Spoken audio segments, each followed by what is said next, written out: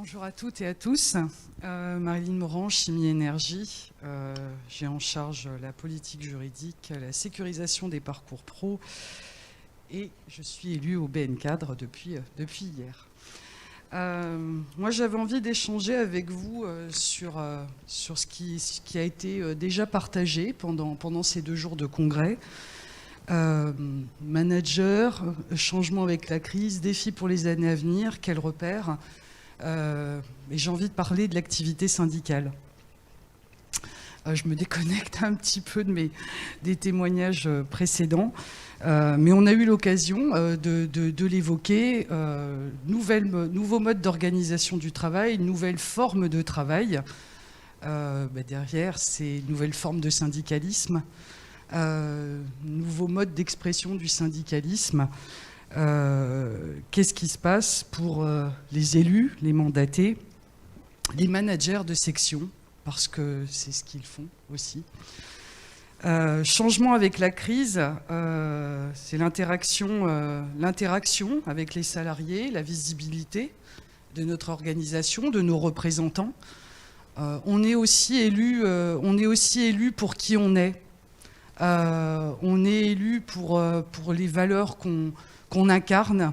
On est élu aussi pour ces raisons-là, surtout parfois avant que des salariés rencontrent les valeurs CFDT, ils rencontrent le salarié qui incarne des valeurs qui sont celles de la CFDT.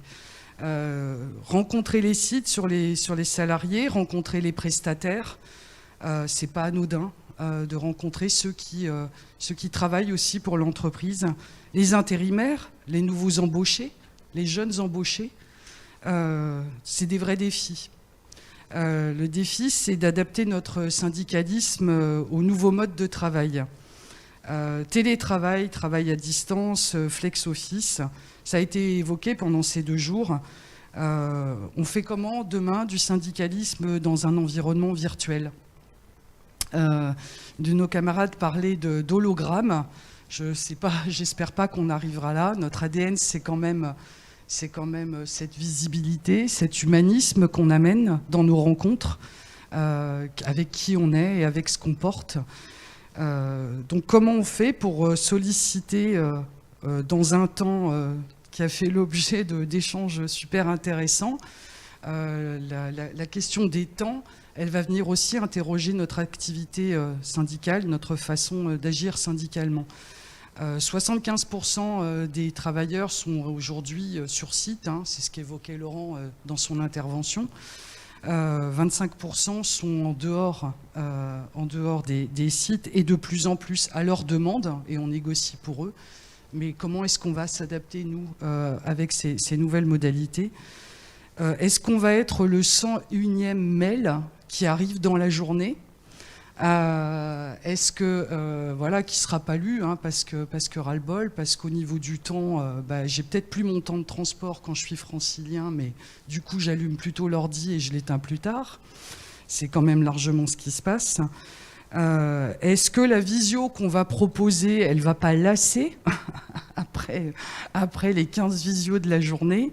Moi, j'avoue que j'ai été très déconcertée dans la période de me retrouver en face de mon écran avec le sentiment de me parler toute seule parce que les écrans derrière, les caméras derrière étaient éteintes.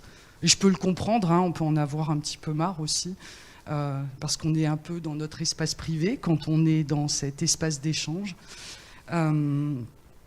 Enfin bref, l'impression de parler tout seul, c'est un peu déconcertant. Imaginez pour un jeune militant qui va vouloir rencontrer sa section dans un contexte comme ça. Pas facile tout de même. Alors c'est vrai que dans nos vécus militants, on a une faculté d'adaptation qui est quand même assez incroyable. On s'est adapté à beaucoup de choses.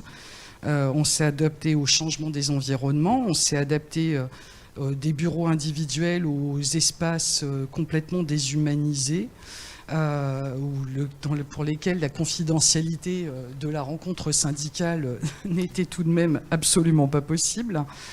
Donc voilà, ces interrogations-là, alors j'aimerais bien avoir les réponses aux questions que je partage avec vous.